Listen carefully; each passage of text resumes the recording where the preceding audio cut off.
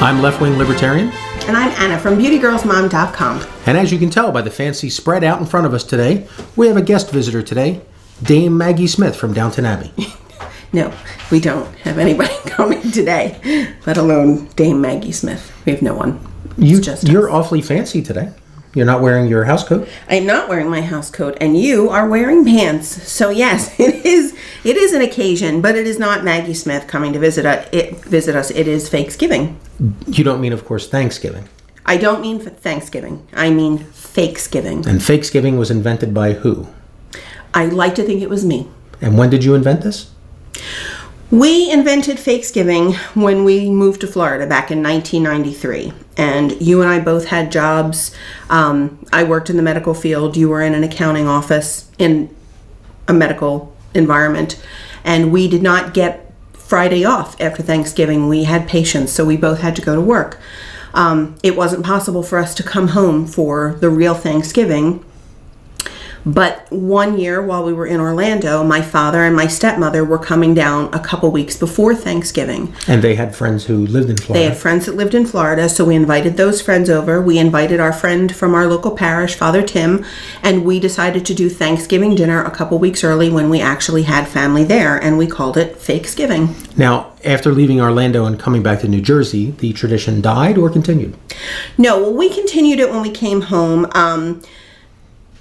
And then as the kids got older, Bridget went to school at University of Central Florida for a semester. She did the Disney College program. In the college program, yeah. Yeah, for a year, and then she did the Disney College program. She could not come home for Thanksgiving. So we arranged for her to come home when she could get a couple of consecutive days off. And she came home, and we invited the grandparents and the aunts and uncles, and everybody came, and we did Fakesgiving. I think it was the end of October, that first year that she was away at college. We did it then. We've also had people on military deployment. We've invited people that couldn't celebrate the traditional Thanksgiving at home with their families. But really, as it has evolved, it gives us an opportunity to kick off the holiday season in the spirit of thanks for the people that we love and care about. Many of them are with their own families on Thanksgiving Day. This is an opportunity for us to spend the holiday with the people that we want to spend it with, as opposed to the people that you feel obligated to spend it with. Not that you don't love your families and want to be with them, but this is an opportunity to include the people outside of your immediate family that you would see on the holiday anyway, and let them, come, and it's just a nice party. And it's nice that everybody gets together to kind of kick off the holidays. And by parties, at our house, we've had as many as over 100 people in the house. We have. We've done some big parties. We've certainly tried to scale it back over the years. By your request or mine? Well, since I'm the one that does all the work while you clean out a desk drawer.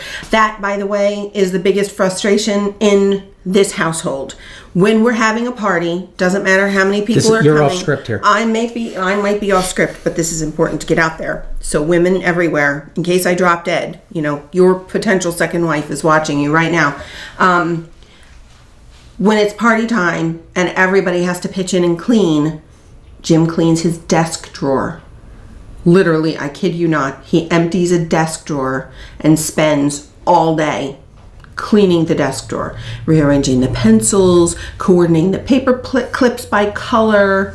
That's never happened. Anything to get out of doing the real housework. It does. I have done things like, one year somebody forgot to take a traditional Thanksgiving food item out of the freezer. I did. One of our earlier Fakesgivings. When we didn't plan, apparently. Well, we planned. I just didn't plan well. Part of the traditional Fakesgiving dinner is that we make a Thanksgiving dinner just a couple weeks early. And, of course, the star of the Thanksgiving dinner is usually the hostess. The Thanksgiving turkey. Oh. But thank you for saying that. This one particular year, I forgot to take the turkey out of the freezer and didn't even think about it until the day of. And I went to get it out of the refrigerator to cook it. Actually, it was the night of. You had me in the shower with it and stuff. Yeah. Yeah, we went through late the night before. Yeah. We tried to bathe it. We tried to shower it. We smacked it up in the head a couple times. Gave it coffee to wake it up. Whatever we could do to thaw it out. And by the next morning, it was not thawed in time for me to cook it. So we ended up at the last minute, the day of, which I think that year was a Sunday, so even worse. We called Boston Market. Yep. And Yeah, for several places we tried. In a couple of hours, they had Giant sheet trays full of freshly roasted turkey. It was delicious. It actually worked out to be one of the least stressful times that we've celebrated Fakesgiving, because I was able to use the oven for all of the side dishes. I didn't have to worry about timing the turkey so that the turkey wasn't Now, that was the sitting too pre-kitchen long. rebuild oven. It was, but I still recommend that you do an outside turkey. Get your turkey already prepared and ready to go, because it's way less stressful if you have to time the turkey with what time you're taking the casseroles out or doing the Now, stuffing. we'll have to talk about your rebuilt kitchen on a later episode, but the current kitchen does have a warmer tray. It does. Is that helpful for Thanksgiving? It is very helpful, because as things come out at different times, something might only need 45 minutes, another thing an hour. You can put one casserole in the warming drawer, the mashed potatoes or whatever, and the other things will just cook for their next 15 or 20 minutes, and everything comes out all piping hot at the same time. One of the other nice things about Fakesgiving is other people have come to the parties and they've brought their family's traditional or favorite dishes with them. We are never at a loss for things like appetizers and desserts. Some of our favorites over the years, Amy Yakulo, who brings almost every year a ham ring, which is so pretty to look at. It's basically crescent roll with like a ham and Swiss cheese stuffing. That bakes up very nice and people love it. It's delicious. My Aunt Barbara has brought delicious pies. We've always had people bring things. My mom's friend Harry always brings something. So we've added things that other people have at their traditional Thanksgiving dinners. They've now become a traditional part of Fakesgiving as well. One year we had a few people that were attending that were sick, and we had almost 30, 40 people not show up. So, I mean, it's... Yeah, I think that was 2 years ago. We had just a really bad flu season here in New Jersey, and the week of Fakesgiving, it took out a lot of people. And we even had it run through our house. We were struggling to decide whether or not we were even going to have it. We ended up having Fakesgiving. With the traditional Fakesgiving... Pizza, yes. We ended up ordering Sicilian pizzas from Bruno's, which fed the people that were here. It was definitely not the turkey dinner that everybody was expecting, but it was fun. It was a much smaller group. It was much more manageable. And again, we were just getting over the virus in our house as well. Which is where Fakesgiving has some benefits, though. It, in some ways, is less stressful than the Thanksgiving, where everyone expects that turkey and that cranberry and that... It is way less. It's less stressful. First of all, because it's people that you love. It's everybody has someone in their family who is like that nitpicky relative that stresses them out. It's not like that. Fakesgiving is nothing about that. I make the food that I know that we love. People bring the foods that they love, so there's something for everybody. And we do. We have generally like a huge array of food, and everybody seems to leave happy. It's also been some years we've experimented with things like different beers or wines. People have brought stuff. You always try to bring some kind of a fall or a harvest brew beer, all of which are equally as nasty as just plain old beer. But the fun of it is, though, when somebody comes up and says, "I'd like a beer," say, "Here, drink this," and they go, "What is this?"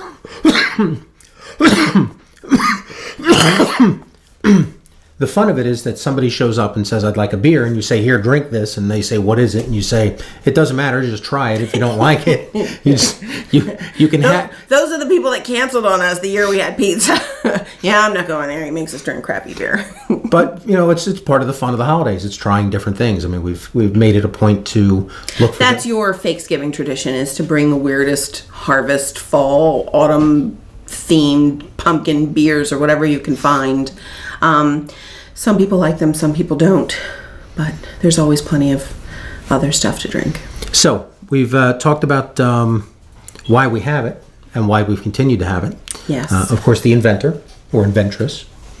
I like to think. Yes. Other people have taken credit, but we talked about what we serve, which is traditional plus.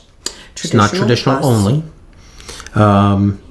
And then, well, how about any of these recipes? Are they available anywhere?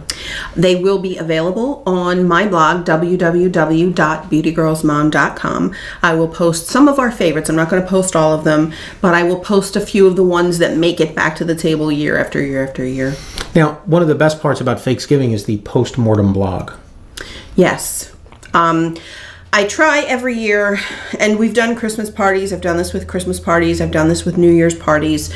Any party that we have, at your suggestion, I try to blog about after the fact. And I make notes of things like... Well, hold on, before we get to part of that is because you and I are wandering around doing two different things. We don't know everything that's going on. Well, and again, we have a bi-level home, so we used to have the Florida room, which we lost in the hurricane a couple years ago. But yeah, it's hard to know what's going on downstairs in the family room if I'm upstairs. Nice days, the back patio and the fire pit. Yeah, so it is hard to keep track of what's going on all over the place. But with this wrap up at the end of the party, we kind of just go through the house. We check all the rooms that have had tables set up, either a dessert table or the drinks table, the appetizer station. We go through the house and we look at what worked and what didn't work. Now, part of this has been me holding a black bag and her carrying a pen and paper. It's as you do your cleanup, take the notes, because you'll never remember them the next day. Yeah. And, I'm not saying I'm the best cook, but I do like to introduce new things. I like to try new things every year, whether it's a new appetizer or add a new side dish or something. And if it doesn't work that year, I have a lot of it left over. It doesn't make it back to the table the following year. Is there anything that you can do to manage the cost of Fakesgiving? It sounds like it can be a pretty big endeavor. It is a pretty big endeavor, but the closer you get to Thanksgiving, the less expensive things become. People are having sales on turkey gravy and cranberry sauce, and they want you to buy your turkey there. So in New Jersey, not so much. We didn't have this in Florida, but still, occasionally in New Jersey, you'll find a grocery store that will offer you a free turkey as an incentive to do your shopping there. If you spend $300 or $350, it might even be up to between certain days. You can accumulate that money towards a free turkey. It varies. You can get a turkey, a ham, vegetarian lasagna. I mean, they make it so that it's something for anybody. In some years we've used those for Fakesgiving. Other years we've just donated them. Well, most years we've donated them. Yeah. When the kids were going to Catholic school, they had a Thanksgiving lunch in there. So I used to roast a turkey and we would send in the whole turkey for Thanksgiving luncheon at the school.